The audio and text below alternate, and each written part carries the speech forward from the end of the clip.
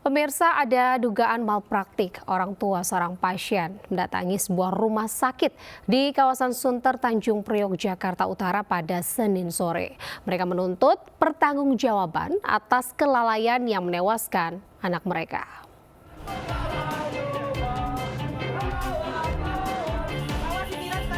Orang tua bayi berusia 39 hari, Hoseana Mota Manulang, sempat ditahan pihak keamanan dan polisi saat memaksa masuk ke sebuah rumah sakit di Sunter, Jakarta Utara. Mereka histeris sambil meminta pihak rumah sakit bertanggung jawab karena diduga melakukan malpraktik. Mereka juga membentangkan spanduk dan sambil memegang foto korban. Kejadian bermula saat korban lahir di rumah sakit pada tanggal 1 November 2023. Saat itu korban alami sesak nafas hingga ditangani pihak rumah sakit dan orang tua tak bisa bertemu dengan anaknya.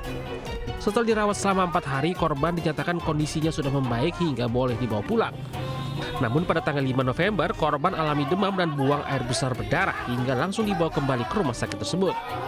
Korban sempat dirujuk ke rumah sakit lain dan mendapat diagnosis berbeda hingga akhirnya korban meninggal dunia. Korban pun langsung dimakamkan di kawasan Depok, Jawa Barat. Pihak rumah sakit yang bertanggung jawab ya apa yang sudah mereka lakukan terhadap anak saya ya, terhadap anak saya Hoseana Mota Manulang ya. Anak itu didiagnosis penyempitan usus. Tidak ada fasilitas BPJS di sini, alasan tidak ada alat. Kemudian ketika Pak Rio Tambunan, ipar dari Bu Eva Yanti, menyatakan mandiri, dapat Hermina dan Mogot. Tapi kemudian di sana diagnosisnya karena belum terkontaminasi menyatakan bocor usus, bukan penyempitan. Akhirnya dioperasi. Setelah beberapa saat kemudian akhirnya pihak orang tua korban dan pengacaranya dapat bertemu dengan pihak rumah sakit, namun mediasi berlangsung tertutup. Pihak rumah sakit pun belum mau dimintai keterangan terkait kasus ini. Dari Jakarta, Rizky Falufi melaporkan. Pemirsa, begal payudara kian meresahkan dan juga menyerang siapa saja. Di Tangerang Selatan, Banten, seorang wanita bercadar tiba-tiba didekati pria dan dipegang bagian sensitifnya. Aksi pelaku yang menggunakan sepeda motor pun terekam kamera CCTV.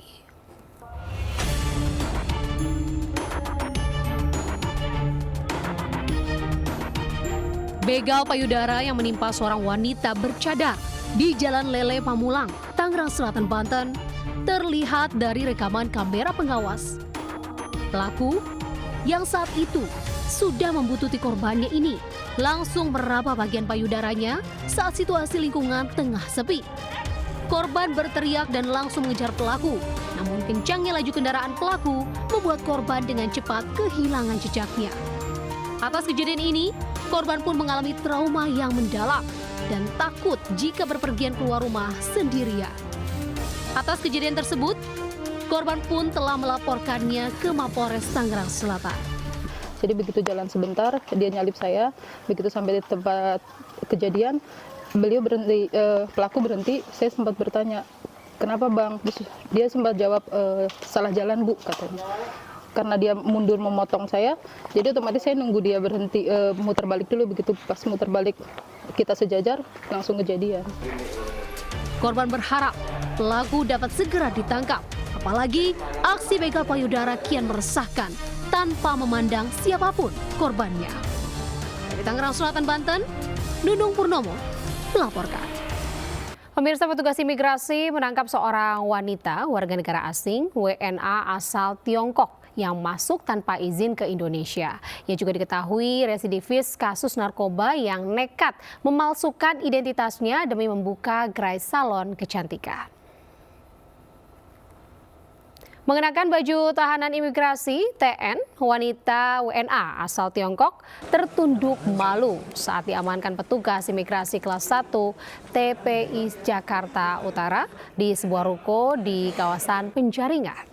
Petugas turut menyita sejumlah barang bukti seperti kartu tanda penduduk palsu, paspor, 1 unit handphone dan juga berkas lainnya. Penangkapan berawal dari laporan warga mengenai kecurigaan sebuah ruko salon kecantikan yang dimiliki langsung wanita tersebut. Pelaku diketahui masuk kembali ke Indonesia secara ilegal usai dideportasi dan terjerat hukuman pidana narkoba 2022 silam.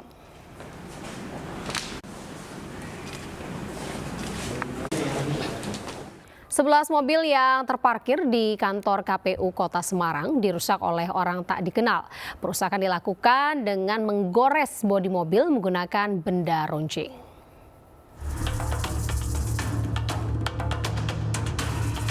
Kamera CCTV merekam aksi orang tak dikenal melakukan perusakan 11 mobil di halaman kantor KPU Jalan Pemuda Semarang. Pelaku beraksi dengan menggores bodi mobil menggunakan benda keras dan runcing.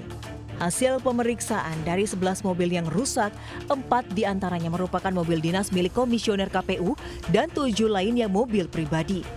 Polisi juga sudah memeriksa rekaman CCTV dan sejumlah saksi untuk mencari pelakunya. Saat ini masih kita dalami lagi. Untuk kalau dari CCTV saat ini masih kita dalami, masih kita periksa lagi. Jangan sampai mungkin ada beberapa orang yang lalu lalang di situ di sekitar parkiran, nanti kan kalau tidak kita dalami secara teliti takut salah sasaran atau. Usai kejadian ini, Polsek Semarang Tengah akan meningkatkan patroli dan menambah personil pengamanan di sekitar lokasi. Dari Semarang, Jawa Tengah, Dodi Marendra, iNews melaporkan. Pemirsa, warga di Magelang, Jawa Tengah dihebohkan dengan seekor ular piton sepanjang 4 meter lebih masuk dalam dapur rumah warga. Ular berhasil dievakuasi usai memangsa seekor ayam.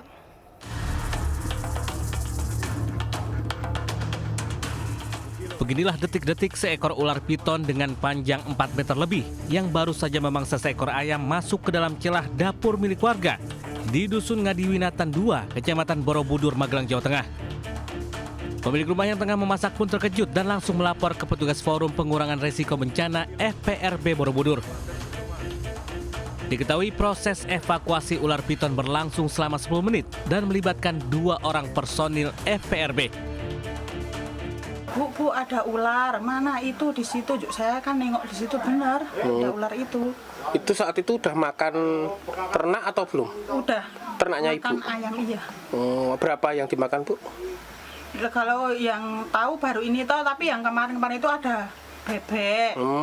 Ayam 3 itu nggak ada. Matinya juga nggak tahuan. Untuk dievakuasi sempat ngelawan, tapi bisa kita antisipasi. Nanti bisa ditangkap. Kalau panjangnya kira-kira berapa, Mas? Untuk panjang 4 meteran. Usai berhasil dievakuasi, selanjutnya ular piton ini rencananya akan dilepas liarkan kembali ke habitatnya yang jauh dari pemukiman warga. Dari Magelang, Jawa Tengah, Puji Hartono, iNews melaporkan. Pemirsa, ketiga terdakwa anggota TNI yang membunuh Imam Mashkuri, pemuda asal Aceh, dijatuhi hukuman seumur hidup. Selain itu, ketiga terdakwa juga diberikan sanksi dipecat dari dinas militer. Menimbang bahwa karena unsur dalam dakwaan ke-1 primer telah terbukti secara keseluruhan, maka majelis hakim berkeyakinan ketiga terdakwa Praka RM, Praka HS, dan Praka J menghadapi sidang vonis atas kasus penculikan dan penganiayaan terhadap pemuda Aceh Imam Mashkuri hingga meninggal dunia. Ketiganya divonis hukuman penjara seumur hidup karena dinilai melakukan perbuatan tindak pidana pembunuhan berencana serta dipecat dari Dinas Militer TNI Angkatan Darat. Vonis ini dianggap lebih rendah dari tuntutan sebelumnya, yakni tuntutan hukuman mati. Yang kedua, apabila para terdakwa merasa putusan yang diambil oleh majelis ini terlalu berat, para terdakwa bisa melakukan banding, nanti berkasnya akan dikirim ke Pengadilan Militer Tinggi Jakarta. Yang ketiga, apabila para terdakwa masih bingung dengan sikap yang akan diambil, para terdakwa bisa berpikir-pikir waktunya 7 hari. Karena para terdakwa dampingi penasihat hukum, silakan koordinasi dengan penasihat hukum. Mantan pejabat Ditjen Pajak Rafael Alun Trisambodo dituntut 14 tahun pidana penjara atas kasus dugaan gratifikasi dan TPPU, dan Rafael juga diduga menerima gratifikasi melalui beberapa perusahaan yang dimiliki bersama istrinya. Menjatuhkan pidana terhadap terdakwa Rafael Alun Trisambodo dengan pidana penjara selama 14 tahun serta pidana denda sebesar 1 miliar rupiah. Dalam persidangan di Pengadilan Negeri Tipikor Jakarta Pusat, Jaksa Penuntut Umum KPK membacakan tuntutan 14 tahun penjara dengan pidana tambahan membayar uang pengganti kerugian negara sebesar 18,9 miliar rupiah kepada terdakwa Rafael Alun Trisambodo. Jaksa KPK menyatakan Rafael menerima gratifikasi sebesar 16,6 miliar rupiah terkait perpajakan dan juga melakukan tindak pidana pencucian uang hampir 100 miliar rupiah. Rafael Alun diduga menerima gratifikasi bersama istrinya Erni Mike Torondek. Gratifikasi diduga diterima lewat berbagai perusahaan. Sidang akan dilanjutkan 27 Desember 2023 dengan agenda pledoi atau pembelaan terdakwa. Sehat ya. Korupsi untuk keadilan, surat tuntutan nomor 104/2010 tentang pencegahan dan pemberantasan tindak. Satu unit rumah mewah di kawasan elit Menteng, Jakarta Pusat, Senin pagi dibongkar paksa petugas jurusita Pengadilan Negeri Jakarta Pusat. Eksekusi dilakukan berdasarkan pihak pemohon yang memenangkan lelang.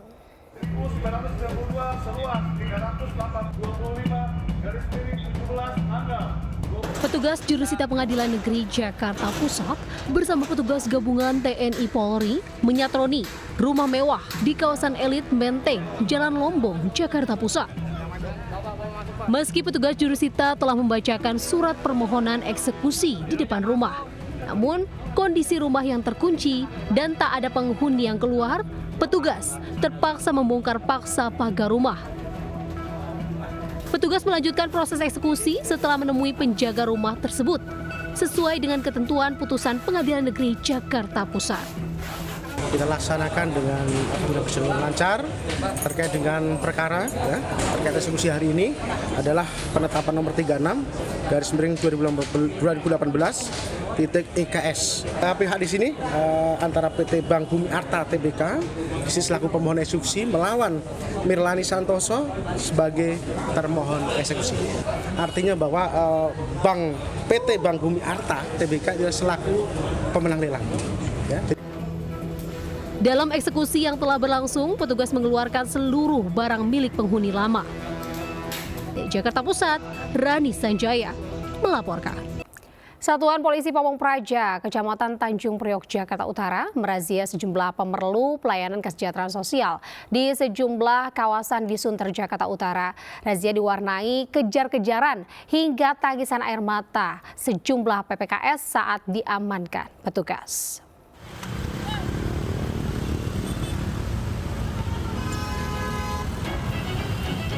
Aksi kejar-kejaran petugas Satuan Polisi Pamong Praja Kecamatan Tanjung Priok, Jakarta Utara dengan seorang paogah mewarnai razia pemerlu pelayanan kesejahteraan sosial atau PPKS. Di lokasi lain, petugas pun mendapati seorang paogah yang tengah memarkir di perapatan Jalan Danau Sunter Utara. Saat ingin diamankan, paogah tersebut sempat memohon hingga menangis agar dirinya tidak dibawa.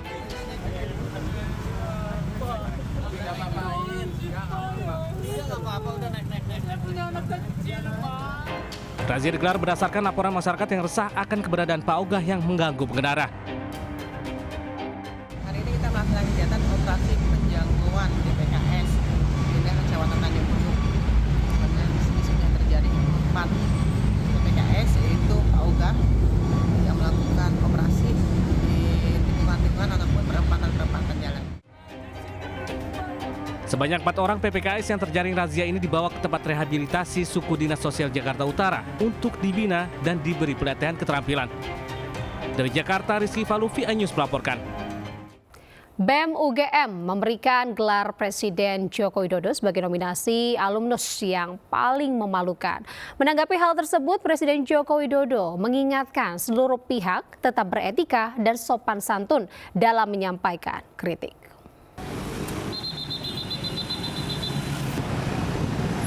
Paling memalukan diberikan BEM Universitas UGM untuk Jokowi dalam bentuk banner di acara aksi mimbar bebas di depan kampus UGM Sleman, Yogyakarta, Jumat petang. Mahasiswa menilai banyak permasalahan fundamental yang tak kunjung diselesaikan oleh Jokowi.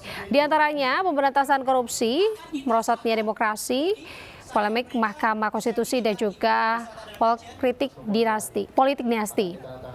Sementara menanggapi kritikan dan juga gelar yang disematkan BEM UGM, Presiden Joko Widodo menyebut hal tersebut merupakan proses demokrasi, namun tetap terapkan etika dan sopan santun. Ya, itu proses demokrasi, boleh-boleh saja, tetapi perlu saya juga mengingatkan kita ini ada etika sopan santun ketimuran. Ya. Tapi berlebihan nggak Pak? Itu, Pak? Ya biasa. Pemirsa, kenaikan harga bahan pokok yang cukup signifikan beberapa waktu terakhir menjadi perhatian masyarakat. Juru bicara Partai Perindo Yerita Olujan mendesak pemerintah serius segera membuat kebijakan untuk mengendalikan harga dan pasokan bahan pangan di pasaran.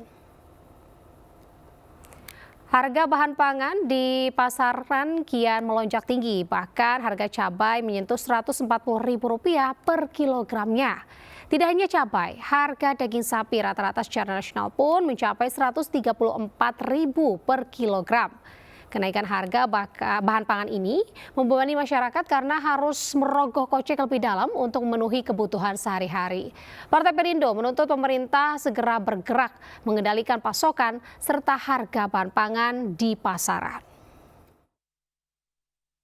Kami Partai Perindo meminta pemerintah serius untuk mengendalikan pasokan pangan sekaligus harga bahan pangan.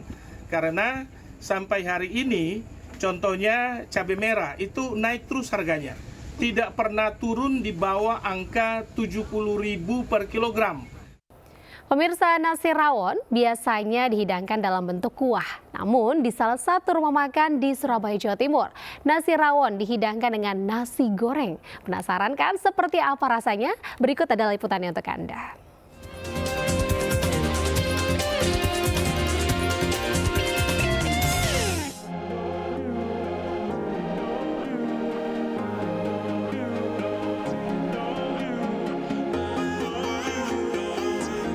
Ada saja kreasi yang diciptakan untuk sebuah masakan.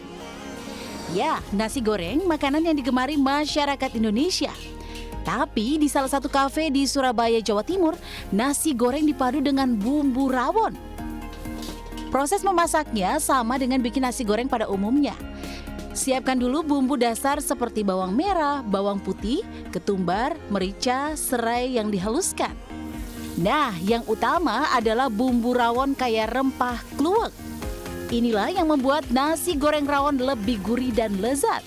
Setelah bumbu ditumis, nasi dimasukkan kemudian diaduk sampai bumbu meresap secara merata.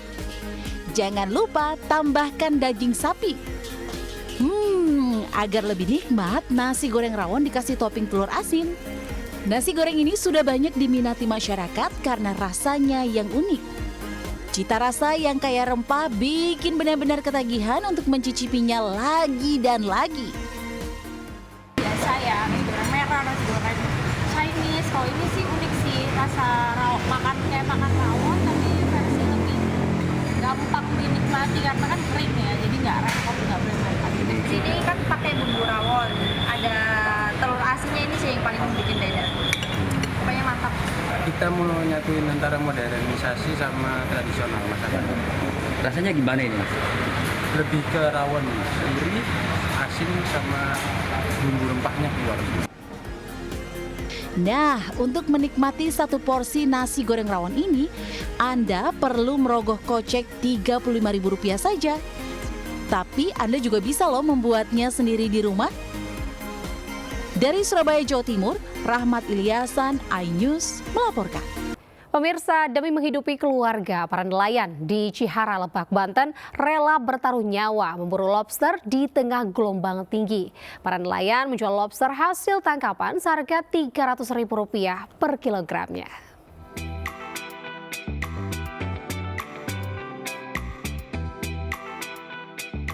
Sejumlah nelayan di Kecamatan Cihara, Lebak, Banten ini nekat mencari lobster di pinggir pantai yang berarus deras dan terjangan gelombang tinggi. Dengan penuh was-was, para nelayan meletakkan umpan keong laut dan jalan di bawah karang. Sekali itu mereka terkena ombak. Mereka terpaksa bertaruh nyawa mencari lobster demi menghidupi anak istri mereka di rumah. Lobster hasil tangkapan nelayan ini dijual Rp300.000 per kilogram. Terus dapat berapa, Pak? Dapat 5. Itu kalau udah dapet mau dijual apa dimakan aja, Pak? Jual. Takut. Emang nggak ada pekerjaan lain Pak selain ini? Nggak ada. Beli udang itu berapa 1 kilo, Pak? Bayar 17. Buat apa? Dikonsumsi aja, dimakan, Pak ya? Konsumsi aja, saya konsumsi sendiri. Meski harus bertaruh nyawa, para nelayan lobster berharap pemerintah setempat memberikan pemberdayaan dan pelatihan dalam budidaya lobster guna membantu perekonomian mereka. Dari Lebak, Banten, Iskandar Nasution melaporkan. Pemirsa, penampakan awan berlafaz Allah di atas Gunung Marapi di Kabupaten Agam, Sumatera Barat viral di media sosial. Warga juga sempat merekam kejadian yang sama sepekan sebelum Gunung Marapi erupsi besar.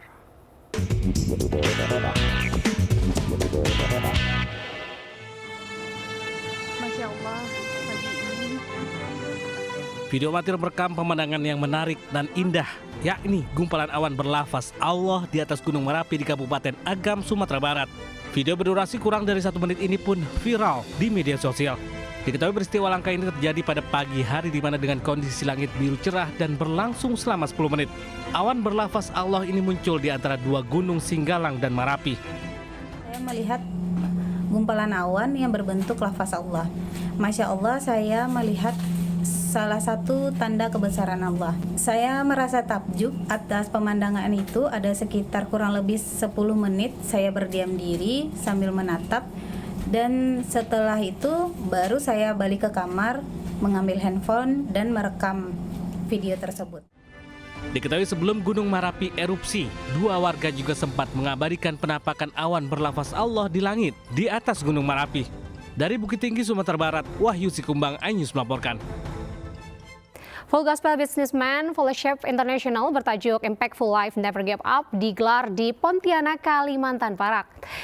Eksekutif Chairman MNC Group yang juga Ketum DPP Partai Perindo Haritanu Sudibyo didampingi Ketua Umum DPP Kartini Perindo Liliana Tanu Sudibyo menjadi salah satu pembicara untuk berbagi wawasan kepemimpinan dan kebangsaan.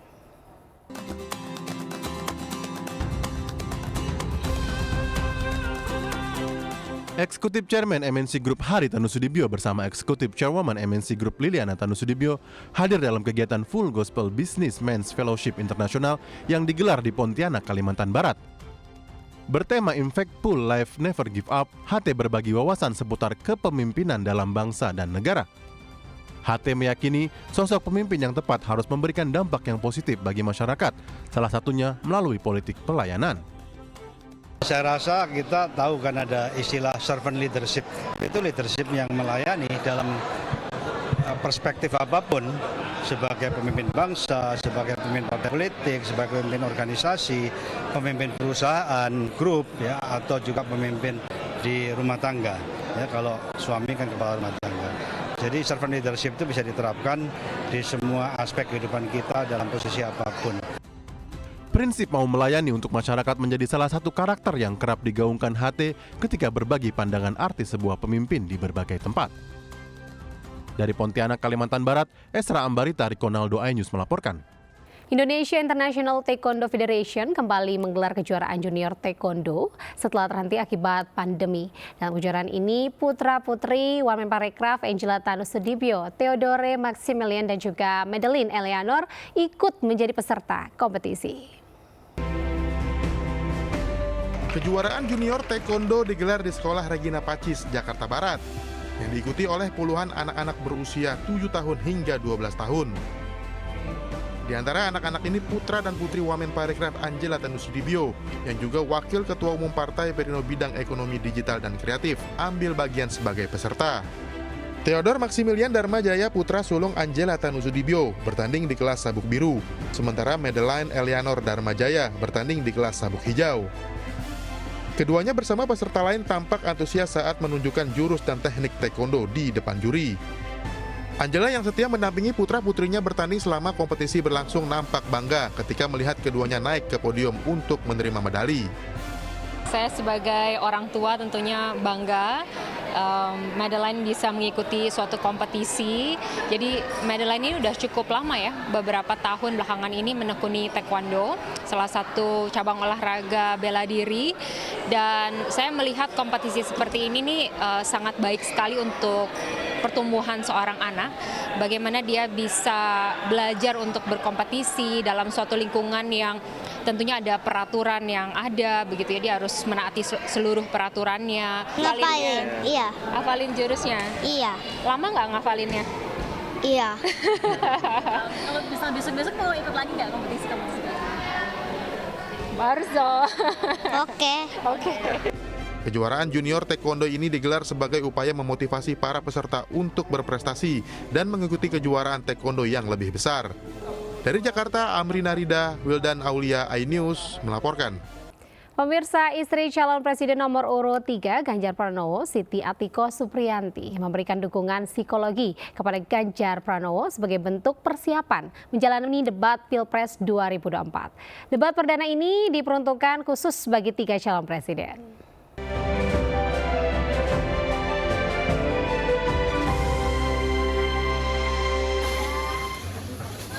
Ditemui di sela-sela kunjungan ke Serang, Banten, Senin pagi, Siti Atiko menegaskan suaminya Ganjar Pranowo telah siap untuk mengikuti debat perdana malam nanti. Atiko pun akan turut mengantarkan dan juga mengikuti untuk memberi dukungan secara langsung kepada suaminya Ganjar Pranowo dalam debat perdana ini. Menurutnya, kehadiran dalam debat Capres-Cawapres merupakan bentuk dukungan kepada Ganjar Pranowo. Ada yang disampaikan? Enggak sih, saya lebih ke mempersiapkan dari sisi psikologisnya. Ibu gimana Ibu terhadap Bapak persiapan buat debat Selasa ini? Insya Allah kalau Mas Ganjar sama Pak Mahfud sudah siap ya insya Allah. Komisi Pemilihan Umum menggelar debat perdana calon presiden dan calon wakil presiden pada Selasa 12 Desember 2023. Debat akan berlangsung selama 120 menit dibagi ke dalam 6 segmen dengan 18 pertanyaan. Debat perdana Capres-Cawapres Pemilu 2024 digelar Selasa 12 Desember 2023 di Gedung KPU RI, Jalan Imam Bonjol, Jakarta Pusat. Debat digelar dalam sebuah panggung berbentuk lingkaran dengan kapasitas kurang lebih 800 orang. Debat perdana besok merupakan debat calon presiden, sehingga porsi berbicara akan diberikan kepada ketiga calon presiden. Sedangkan cawapres bisa mendampingi pasangan capresnya dan keduanya diperbolehkan untuk berdiskusi sebelum menjawab pertanyaan debat.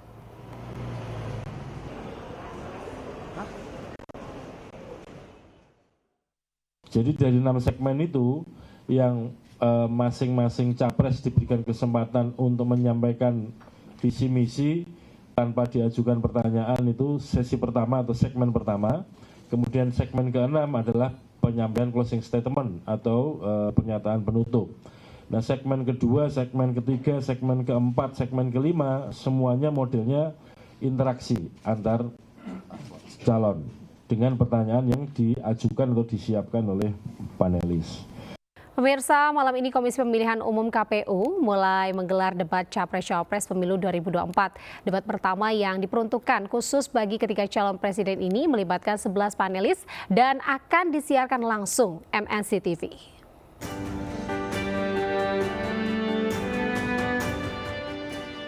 Debat pertama diperuntukkan khusus calon presiden pemilu 2024 berlangsung pukul 19.00 waktu Indonesia Barat di Gedung Komisi Pemilihan Umum KPU Jakarta. Debat akan mengangkat tema tentang pemerintahan, hukum, HAM, pemberantasan korupsi, penguatan demokrasi, peningkatan layanan publik, dan kerukunan warga. Debat akan dihadiri 3 pasangan Capres-Cawapres, yakni pasangan Capres-Cawapres nomor urut 1 Anies Baswedan Mohaimin Iskandar, pasangan Capres-Cawapres nomor urut 2 Prabowo Subianto Gibran Rakabuming Raka, dan pasangan Capres-Cawapres nomor urut 3 Ganjar Pranowo Mahfud MD.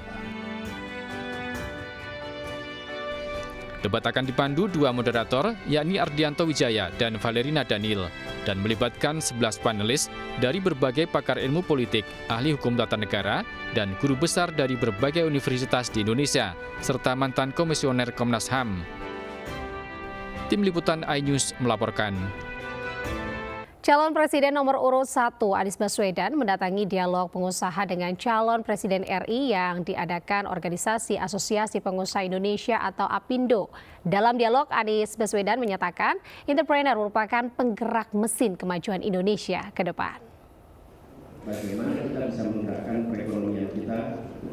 Calon Presiden nomor urut 1 Anies Baswedan mendatangi dialog pengusaha dengan calon Presiden RI yang diadakan Organisasi Asosiasi Pengusaha Indonesia di Jakarta.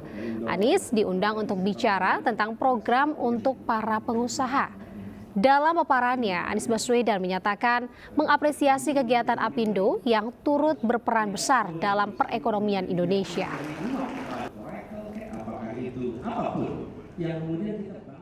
Saya ingin menyampaikan terima kasih kepada APindo yang selama ini telah menjadi wahana bagi para penggerak perekonomian untuk bisa berkolaborasi dan bagaimana mereka memberikan kontribusi pemikiran kepada pemerintah untuk membuat kebijakan-kebijakan yang bisa lebih menumbuhkan perekonomian kita.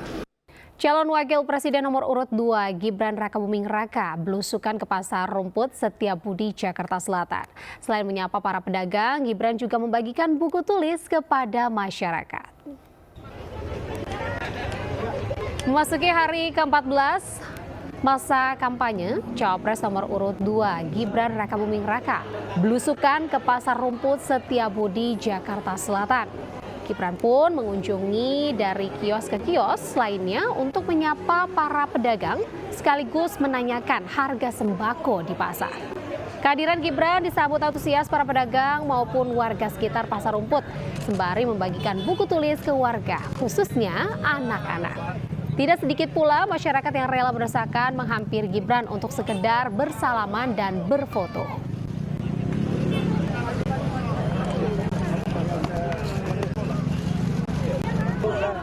Partai Perindo menggelar bazar beras murah dan pengobatan gratis di Kota Palangkaraya, Kalimantan Tengah. Selain sosialisasi di masa kampanye, kegiatan ini juga sebagai bentuk kepedulian terhadap masyarakat dan kesejahteraan rakyat kecil.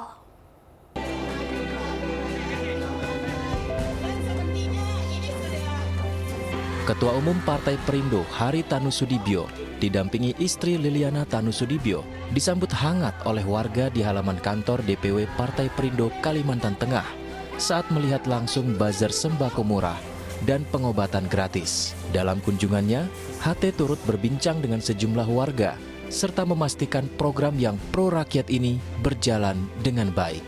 Sangat membantu masyarakat, diadakan pemeriksaan gratis di sini. Terima kasih kepada Bapak Hari Tanu sudah melaksanakan ini. Saya ucapkan ya terima kasih banyak atas bantuannya. Semoga Perindo itu semakin jaya. Partai Perindo berkomitmen akan melaksanakan bazar sembako murah secara masif untuk masyarakat yang membutuhkan. Ini akan kami luncurkan secara masif nanti di seluruh tanah air. Ya, supaya kawan-kawan pengurus daerah maupun para caleg semua itu bisa bersinggungan, bertemu dengan masyarakat dengan lebih baik, ya, dengan lebih erat melalui kegiatan bakti sosial antara lain pasar murah dan pemeriksaan kesehatan gratis. Hubungan yang erat ini membuat mereka juga merasa bahwa mereka adalah part of Perindo dan mereka berjuang untuk kami bersama-sama. Dalam kesempatan yang sama, HT turut memimpin lunch meeting dengan para caleg DPR RI Kalimantan Tengah untuk pemenangan pemilu 2024 mendatang. Tim Liputan iNews melaporkan.